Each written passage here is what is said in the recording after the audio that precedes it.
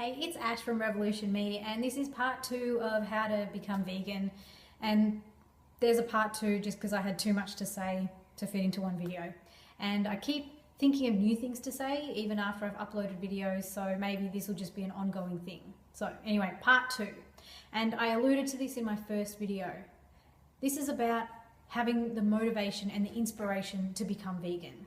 Because let's face it, changing habits is hard. It does require some effort. And so whether that's going vegan or quitting junk food or stopping smoking or starting an exercise program, it requires effort to make a habit change, especially a permanent habit change.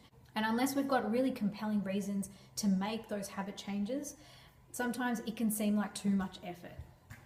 And this is particularly true whenever we're trying to eliminate a bad habit. So stopping junk food, stopping smoking, stopping animal products. And the thing is when you try and remove something from your life, it creates a void. And unless you've got something with which to fill that void, then you're just going to go back to the old habit. So think about something like stopping smoking. For a lot of people, they can not smoke, okay, but the issue then becomes, what do they do instead of smoking? And it's kind of like that with animal products. Except it's harder with animal products because we live in a world where the consumption of animal products is so socially acceptable. At least with smoking, when you tell people that you're going to quit smoking, you're more likely to have a lot of people supporting you. Whereas when you tell people that you're becoming vegan, depending on your group, depending on the group of people you hang around with, you will probably get some backlash, some insensitive comments or smart-ass comments. And there's one more thing.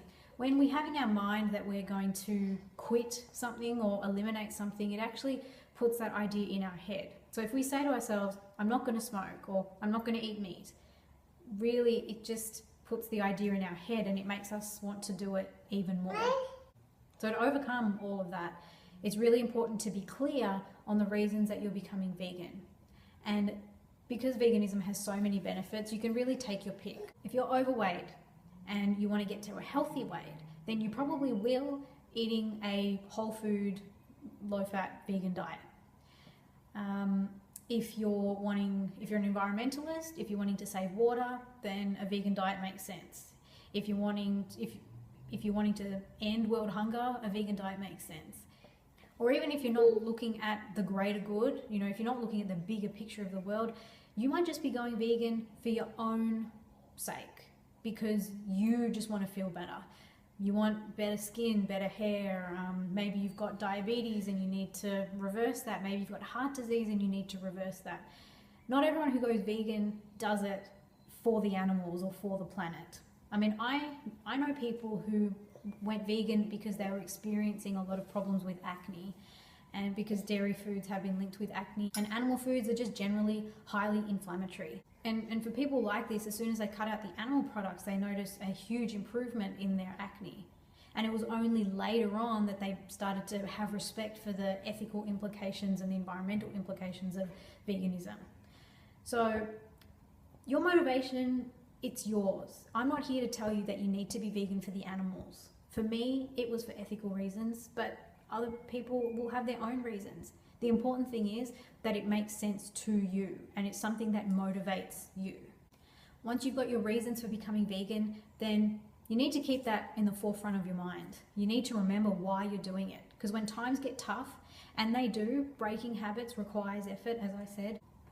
When you feel tempted to go back into old habits, or maybe when you get stressed out and it's harder for you to think rationally and you might default to your old methods of coping, which might involve animal products, you need to keep your motivation at the forefront of your mind. So you have your reasons, put them in places where you're going to see them, on your bathroom mirror, or look at them whenever you feel tempted to eat animal products, and just keep remembering why you're doing it.